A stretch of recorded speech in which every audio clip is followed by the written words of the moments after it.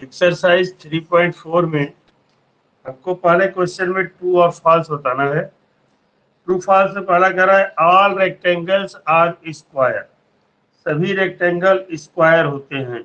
ये ट्रू है या फॉल्स है? ये कथन क्या कहते हैं? फॉल्स। क्यों फॉल्स है वो हम आपको बता दे रहे हैं। ये कथन फॉल्स है, इसके आगे हम लिख देंगे फॉल्स। क्यों फॉल्स है ये जान जाइए। ये कथन इसलिए फॉल्स है कि all squares are rectangle but all rectangles are not square. सभी स्क्वायर को हम रेक्टेंगल कह सकते हैं, लेकिन सभी रेक्टेंगल को हम स्क्वायर कहें ये कहना गलत है। दूसरा क्वेश्चन है, इसमें बी पार्ट है ऑल रोम्बस आर पैरेललोग्राम, सभी रोम्बस पैरेललोग्राम है। तो रोम्बस जितने होते हैं पैरेललोग्राम होते हैं, क्योंकि rhombus is a type of parallelogram, so this statement is true.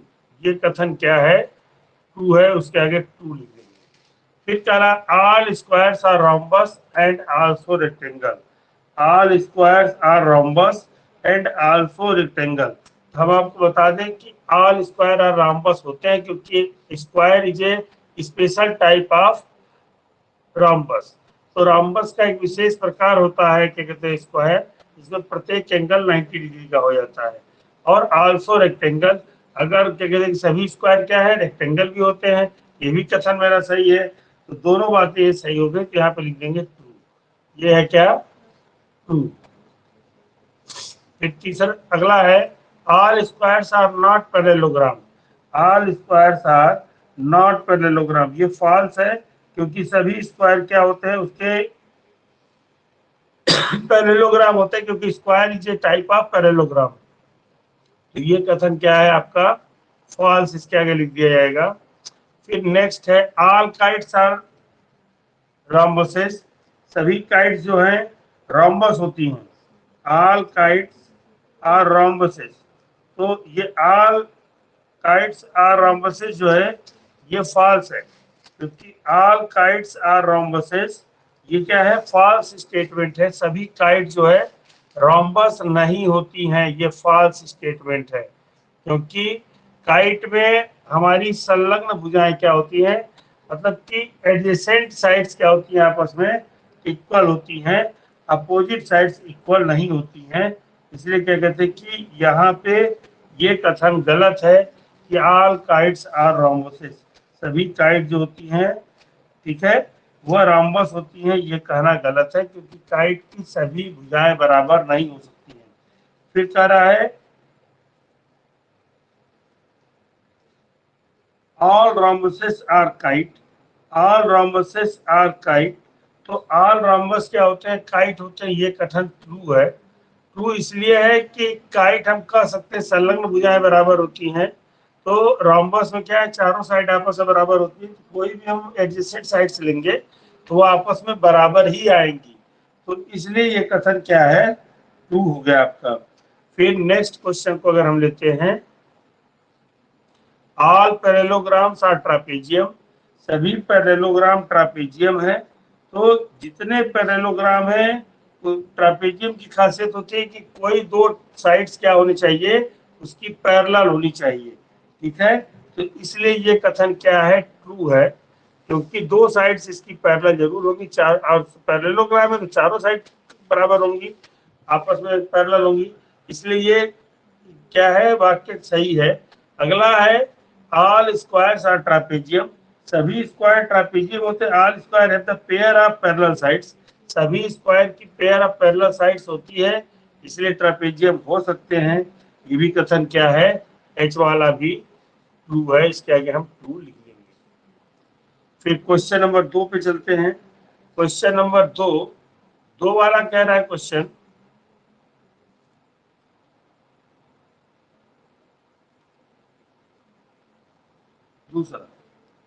दूसरे में पढ़ा कर रहा है identify all the quadrilaterals that have four sides of equal length, four sides are equal length. पहला कर रहा है, पहला ए पार्ट इसका, four sides are, four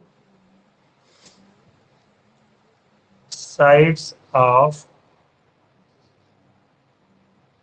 equal length, एक बराबर इक्वल लेंथ की फोर साइड्स किसकी होंगी? तो चारों साइड बराबर होती है कि हमारे इक्वल लेंथ की साइड्स जो होती है रोम्बस और स्क्वायर में, rhombus and square, rhombus, rhombus and square है four sides of equal length. Equal length की चारों साइड्स होती है वह रोम्बस और स्क्वायर में ही होती है। फिर इसका बी पार्ट है फोर राइट एंगल्स। तो फोर राइट एंगल्स हमारा स्क्वायर और रेक्टेंगल में होता है। फोर राइट एंगल्स, इसका आंसर लिख देंगे square and rectangle are the quadrilateral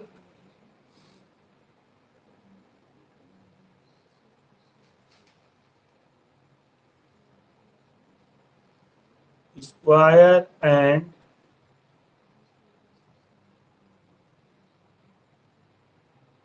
rectangle are quadrilateral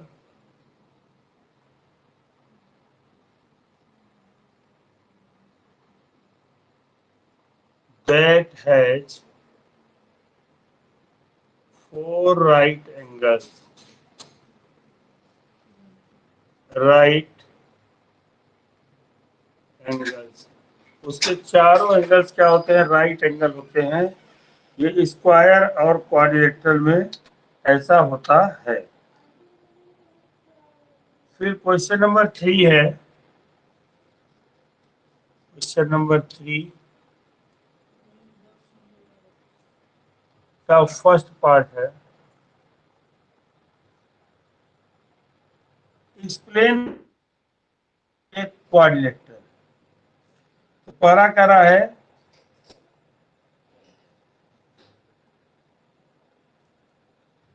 सिद्ध करना है कि एक स्क्वायर क्वाड्रिलेटरल कैसे है। तो पहले तो हम स्क्वायर एक बना लें यहाँ पे।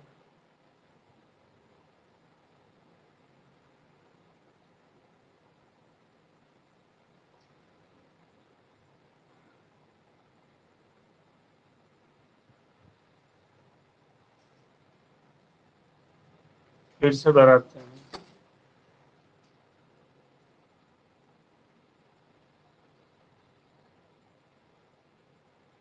ये लगभग स्क्वायर हो गया। कह रहा है कि explain how a square is a quadrilateral. तो फर्स्ट पार्ट है square is a quadrilateral. Square is a quadrilateral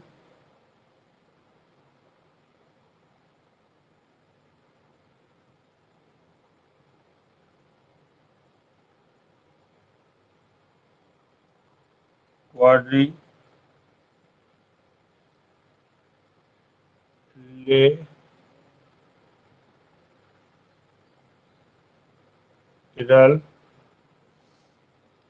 since it has four sides. Since it has four sides. Square को हम क्वाड्रिलेटरल कह सकते हैं क्योंकि इसकी चार साइड होती है, चार इक्वल साइड्स होती है, इसलिए इसको हम क्या कह सकते हैं? क्वाड्रिलेटरल कह सकते हैं। दूसरा है square is a parallelogram.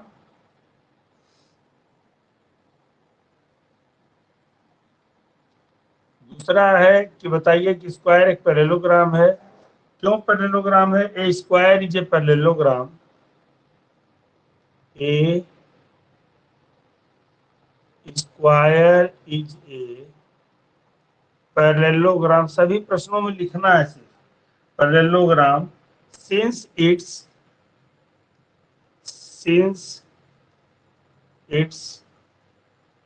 opposite sides are parallel,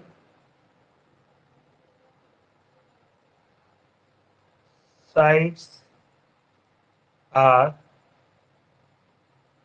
parallel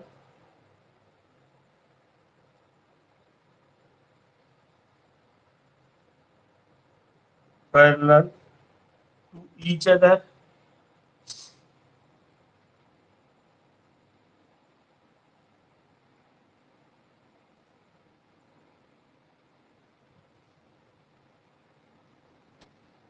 इसकी जो होती है अपोजिट साइड्स पैरेलल होती हैं ईच अदर, माने कि एक दूसरे को कहीं भी अगर हम बढ़ाएं आगे तो एक दूसरे को इंटरसेक्ट नहीं करती हैं, इसलिए क्या होता है स्क्वायर एक पैरेललोग्राम कहा जाता है।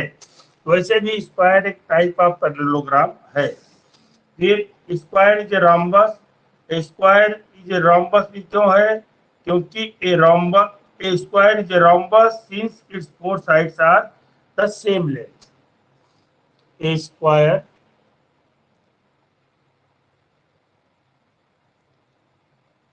is a rhombus because its four sides are equal, sides are equal and diagonal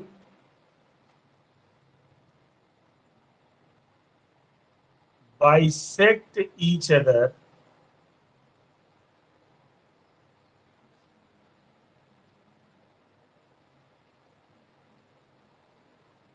perpendicularly।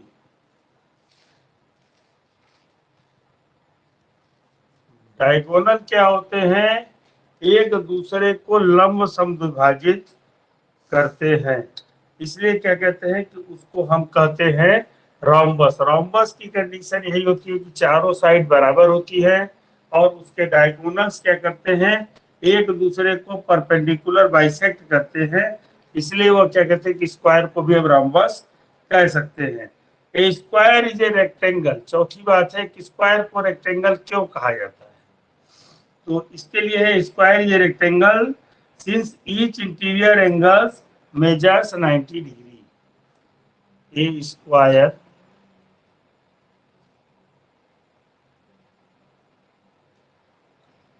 is a rectangle since each interior angles each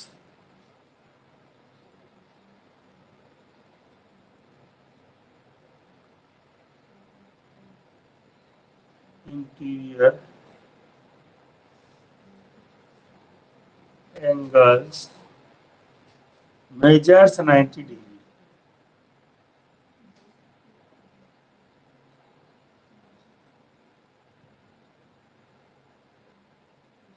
प्रत्येक कोण इसका क्या होता है, 90 अंश का होता है। ये वाला कोण रेक्टेंगल में भी प्रत्येक कोण 90 अंश का होता है और स्क्वायर में भी क्या होता है, प्रत्येक कोण 90 अंश का होता है। ईच एंड एवरी एंगल क्या होता है इसका, 90 डिग्री होता है, इसलिए इसको हम रेक्टेंगल कह सकते हैं। प्रत्येक कोण क्या होगा, रेक्टेंगल के बराबर होगा, 90 डिग्री का होगा, इसलिए इसको हम रेक्टेंगल कह सकते हैं। अब देखिए नेक्स्ट क्वेश्चन है क्वेश्चन नंबर 4। ये कह रहा है name the quadrilaterals whose diagonals bisect each other. तो bisect each other, the diagonals जिसके बाइसेक्ट ईच अदर, पहला पार्ट इसका कह रहा है क्वाड्रिलेटरल हुज डायगोनल्स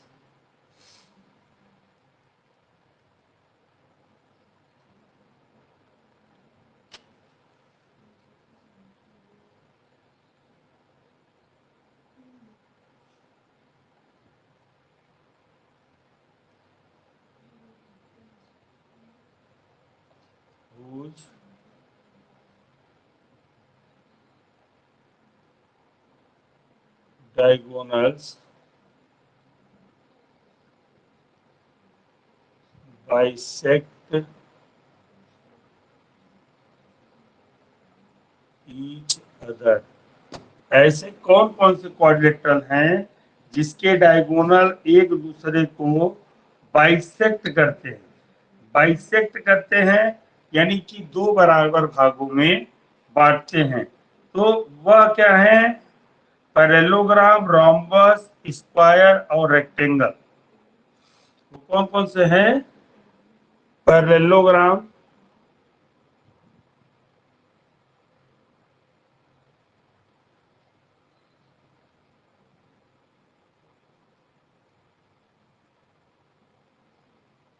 स्क्वायर और कौन है? रोम्बस और रेक्टेंगल।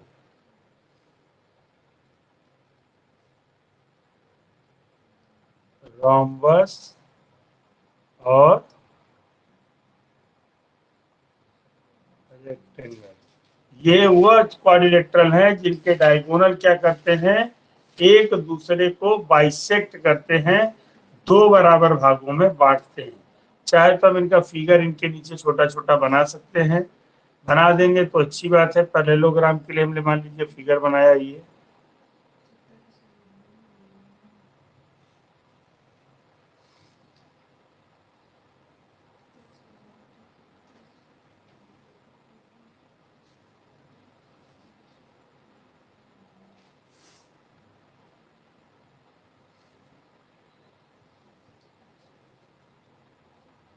इसके डायगोनल बाइसेक्ट करते हैं और रोम्बस का एक फिगर हम यहाँ बनाते हैं।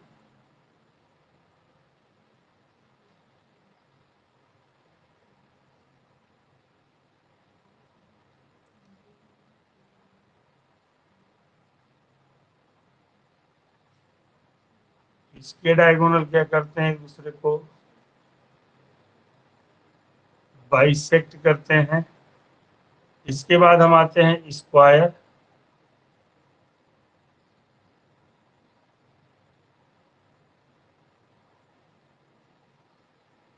ये स्क्वायर हो गया, इसके डायगोनल एक दूसरे को बाइसेक्ट करते हैं। और एक हमने बना लिया रेक्टेंगल।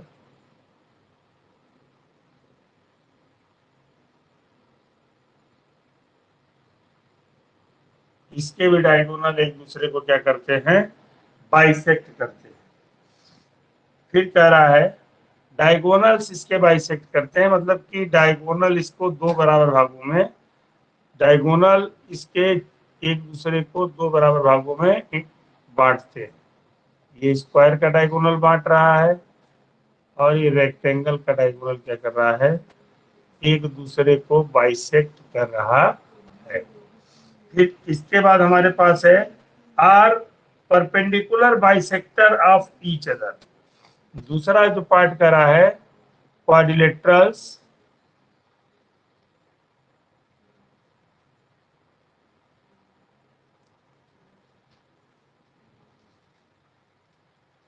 laterals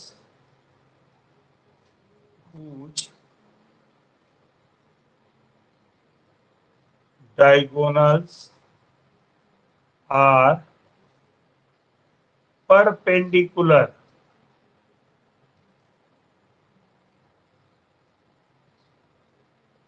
bisector. बाइसेक्टर माने दो बराबर भागों में बांटे। Perpendicular bisector of each other, of each other. तो ऐसा पैरेललोग्राम जिसके डायगोनल्स क्या हो? परपेंडिकुलर बाइसेक्टर्स हो एक दूसरे के, वह हमारे पास दो ही आते हैं। एक हमने यहाँ पे लिखा है स्क्वायर, एक हमने लिखा है स्क्वायर, ये वाला स्क्वायर हमने लिखा है। इसके डायगोनल्स क्या करते हैं? एक दूसरे के परपेंडिकुलर बाइसेक्टर होते हैं। और दूसरा हमारा जो है रोम्बस जो है, इसके डायगोनल्स क्या होते हैं? एक दूसरे के परपेंडिकुलर बाइसेक्टर होते हैं। तो हम यहाँ पे आंसर लिख देंगे square and rhombus. Square and rhombus.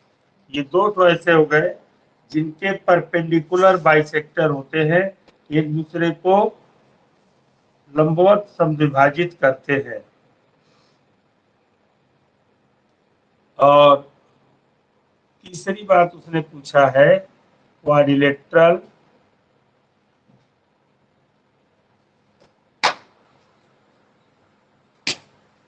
Lateral whose diagonals are equal. Diagonals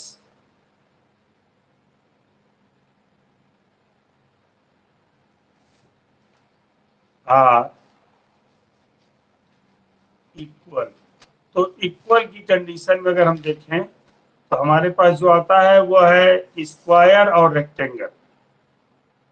square and rectangle दो ऐसे पैरेललोग्राम हैं, रेक्टेंगल क्वाड्रिलेटरल है, जिनके क्या होते हैं, डायगोनल्स आपस में बराबर होते हैं। स्क्वायर और रेक्टेंगल के केस में डायगोनल आपस में बराबर होते हैं। रोम्बस और पैरेललोग्राम के केस में हमारे डायगोनल बराबर होने की कोई संभावना नहीं है। ये फोर्थ क्वेश्चन था।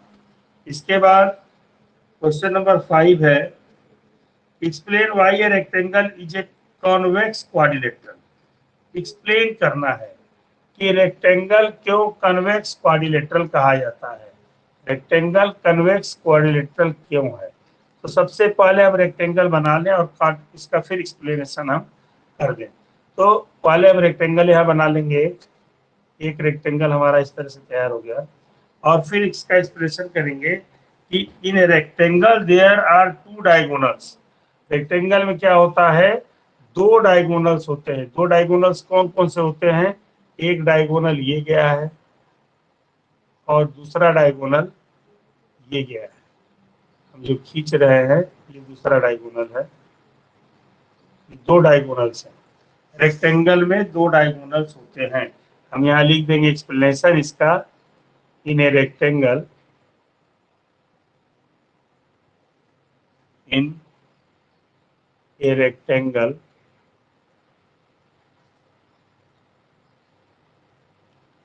there are two diagonals, there are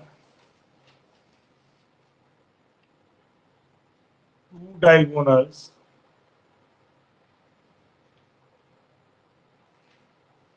यहाँ दो डायगोनल्स होते हैं, both lying in the interior of the rectangle,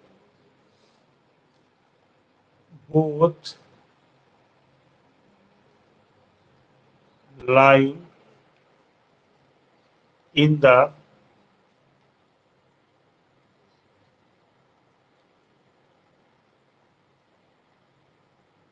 interior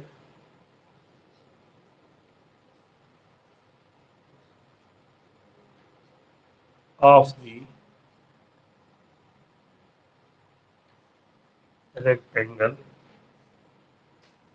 hence it is convex quadrilateral, hence it is convex quadrilateral। Convex quadrilateral होने के लिए जरूरी है, हमने डिफिनीशन से पहले वाले वीडियो में बताई है कि कन्वेक्स क्वाड्रिलेटरल होने के लिए जरूरी है कि डायगोनल क्या है, उसके इंटीरियर भाग में पड़ना चाहिए। तो इसलिए ये क्या कहलाएगा, कन्वेक्स क्वाड्रिलेटरल कहलाएगा। क्वाड्रिलेटरल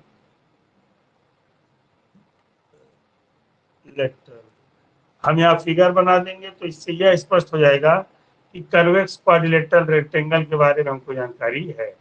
तो हम यहाँ पे लिख देंगे ये कन्वेक्स क्वाड्रिलेटरल इसलिए कहलाएगा रेक्टेंगल क्योंकि इसके दोनों डायगोनल जो होते हैं वह उसके इंटीरियर पार्ट में पड़ते हैं। इंटीरियर पार्ट में पड़ते हैं इसलिए हम क्या करते हैं, इसको कन्वेक्स क्वाड्रिलेटरल कहते हैं। ठीक है, अब देखिए क्वेश्चन नंबर 6 है। क्वेश्चन नंबर 6 ये भी एक पहले रेक्टेंगल बना है रेक्टेंगल कैसे बना है वो आपको बता दे रहे हैं।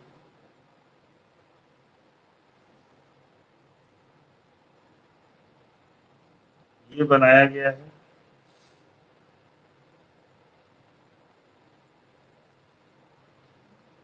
इसके डायगोनल्स हैं,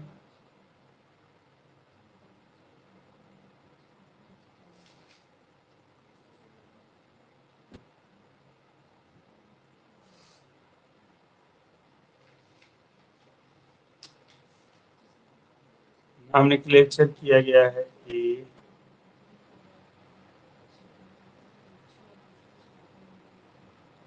B C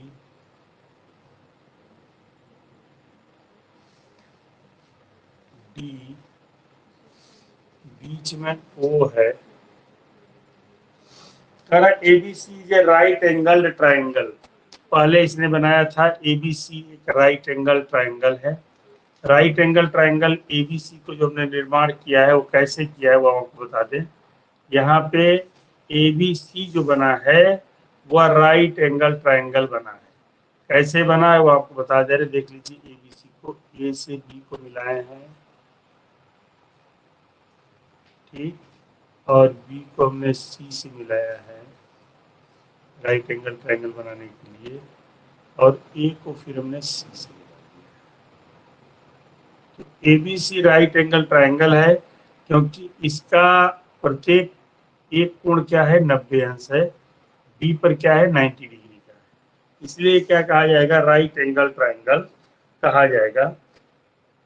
and O is the mid point of side opposite to the right angle. O जो है मिड पॉइंट है अपोजिट साइड का राइट एंगल के। करा explain why O is a equi distance from A B. O A और B से equi distance एक बराबर दूरी पर क्यों है, और सी से भी।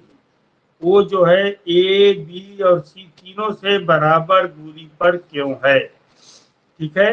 डॉट जो इसमें लाइंस आगे हम जोड़ के बनाए हैं, डी तक जोड़े हैं, वह क्या है, हमने अपने सुविधा के लिए बना रखा है।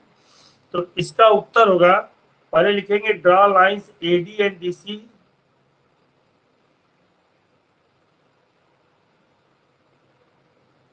ड्रॉ लाइंस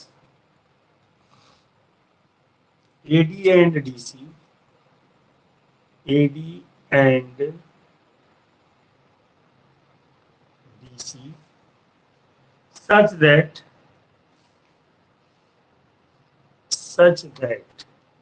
किस तरह से हमने AD और DC को खींचा है। AD और DC को जो हम खींचे हैं वो इस प्रकार है कि AD जो है पैरेलल है BC, और दूसरी चीज है AB parallel DC। AB parallel DC, तो पैरेलल है तो इसका मतलब हो गया AD बराबर BC, AD बराबर BC, और AB बराबर DC, AB बराबर DC, AB इक्वल है DC के। अब इसमें क्या है, ABCD is a rectangle, ABCD is a rectangle, ABCD rectangle हो गया। As opposite sides are equal, as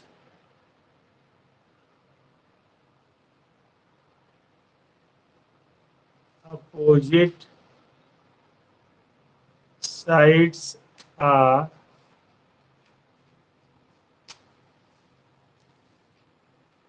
equal and parallel, equal और पैरेलल है। And all interior angles are 90 degree, and all interior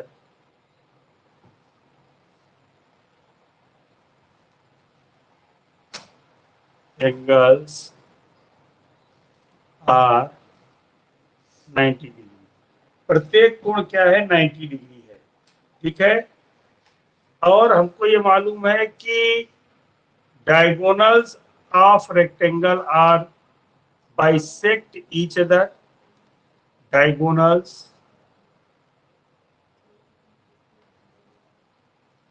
of rectangle are equal and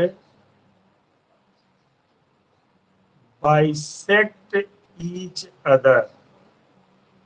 एक दूसरे को bisect करते हैं। तो यहाँ AC और BD डायगोनल है, ये आपस में बराबर हो गया और O पर बाइसेक्ट कर रहा है।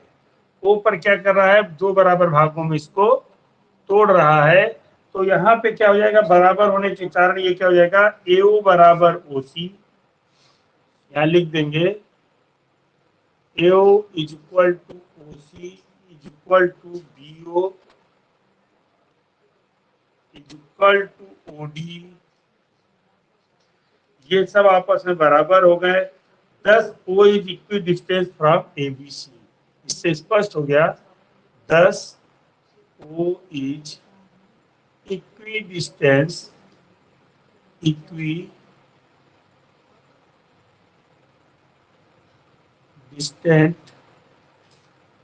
From A, B and C। ABC से क्या है? ये तीनों इक्वी डिस्टेंस हैं, एक बराबर दूरी पर स्थित हैं।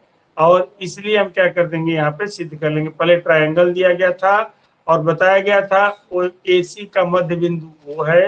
ये राइट एंगल ट्रायंगल था, तो हमने क्या किया था? AB के पैरेलल DC और BC के पैरेलल AD खींच लिया था।